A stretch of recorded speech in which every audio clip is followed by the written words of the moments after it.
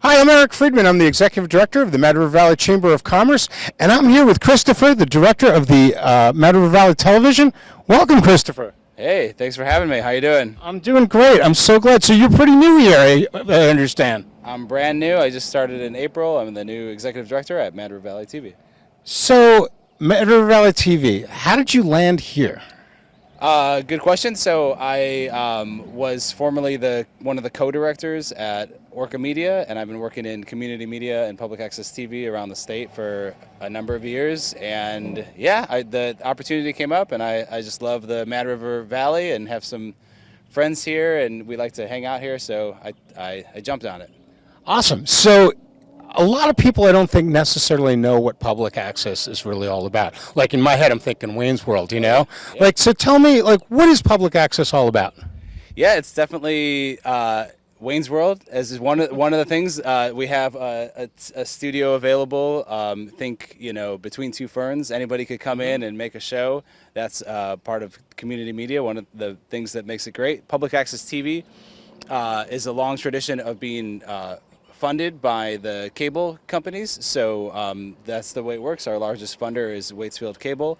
And then we offer services and resources to community members, local nonprofits, municipal governments, and schools in the area. So the meat of what we do is operating two channels on cable. So we operate channel 44 and channel 45. So we have a public channel and then a government and education channel. And then we just fill it with municipal meetings, school board meetings, community events, fun shows, local shows like this. So 45 is all of like the select board meetings and things like that. That's correct. The stuff that's like watching paint dry. Yeah, but it's Super important though, right? It's the important stuff. It's how the sausage is made in local democracy. So that's an interesting thing. I mean, in this world, in the changing media landscape, how do you feel that public access fits into, what's going on these days? Yeah, I think it's one of those just like a library, just like a local newspaper. It's just one of those kind of community-owned things that makes the community special. It kind of gives representation to the community. It gives folks access to the airwaves. It gives folks a way to make a video. We offer education services. One of the things I'm hoping to do is work with the schools more, bring in students. Mm-hmm. So I think it's a way to use media to empower people.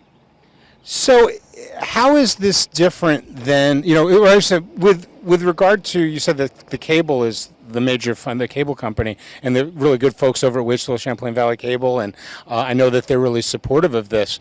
But with people going off cable and using streaming services, how does that impact Mad River TV and the other public access stations? Yeah, that's a great question. So we've lost revenue over the years with folks cutting the cord, if you will. And part of the work that I do, serving on the board of directors with Vermont Access Network, which is the organization that represents all 24 community media and public access TV organizations, is really working at the state level to try to increase funding from the state to try to make up for that revenue loss. Another thing is just trying new initiatives like youth media projects, doing more live streaming services, trying to kind of fill that void of the loss. So maybe you loss. can squeeze some money out of the Mad River Valley Chamber of Commerce or something. Because we got wicked deep pockets.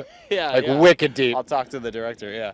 Yeah, that guy, he's a little rough, No, it's really interesting. So what are some of the more interesting, I know you've just started working here and getting a sense of what this community is about. So tell me about some of the local programming that's going on here that people might not know about. Well, so we just live streamed the Warren Parade, which was super fun. We had about 300 people watching on YouTube. We've had 5,000 people watch it since it's been posted. So that's a big one, and that was really fun. We had a lot of local sponsorships help support that live stream. And, there's a long history of just kind of working with folks in the area, too. So, we have VHS tapes going back to 2002. There's a Warren Pet Parade in there. There's the Grace Potter playing. I could have brought my cat. Yeah, I mean, there's all kinds of things. So there's a whole history of kind of on video of the community. So that's really great. That recently, I've been working with the executive director at Mad River Valley Arts, and we've been kind of coming up with some projects we'd like to do later this summer, so stay tuned for that. Yeah. Oh, that's awesome. And truth be told, I mean, I know a fair amount about public access Oh, yeah. personally, and Yeah. when I, my years working at Mad River Glen, we actually had a TV show That's right. and won like a kind of a big award. It's actually sitting on your wall. Did you notice that? I've heard about it. Yeah. Yeah. So I don't know. You haven't seen the show yet. Not yet. We're gonna have to go back, take a little trip down memory lane, and take a look at that, because we're gonna have some fun with this thing, Yeah, this is great. right? Yeah. Yeah, we're trying to, like I said, the whole idea behind this is we want to try to, shed light on some of the great stories and businesses and people here in the valley, and hang out on the tailgate. And I wish that we had some beer in here, but it's on such a hot day. But maybe we'll get like Lawson's as a sponsor or something. Yeah, I and love the sticker here. yeah, totally. You noticed that, right? So, is there anything else that you want to tell me about Mad River TV that maybe people don't necessarily know, or maybe the biggest misconception about it? Yeah, I think it's just good for folks to know that we're here, we're available. I'm happy to help, support a project idea that somebody might have. Folks can send me an email or come on in, give me a call. I think that it's just to reinforce the idea that we're a resource, we're a service in the community.